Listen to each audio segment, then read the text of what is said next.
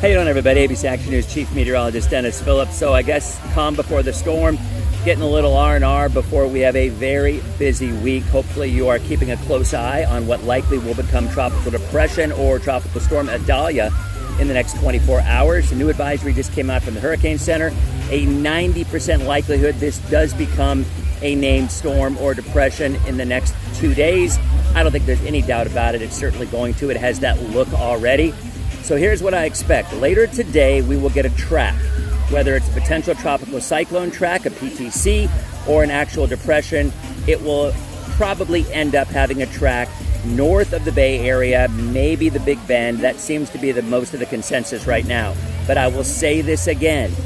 The track is by no means set in stone because we simply don't have a low center yet, but we're getting there.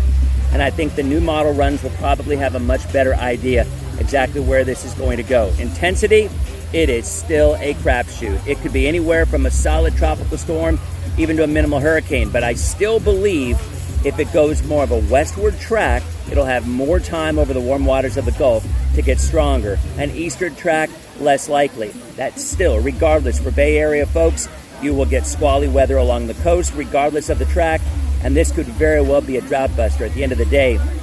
That is certainly the silver lining.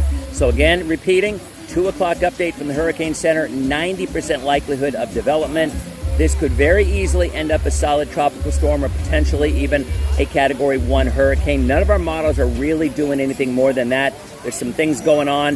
A front digging down, which will likely begin to accelerate it closer to Florida, giving it less time to actually intensify. So that's a good thing. Time frame, later Tuesday into Wednesday. That's when I think most of this weather will occur on the west coast of Florida. Central and east coast of Florida will not get much of an impact unless this were to actually make landfall in the Bay Area and cut across. And I think we all know that's a possibility at times. Polk County seems to get that quite often. We'll have updates throughout the afternoon and keep it right here for the latest weather information. You guys have a great weekend.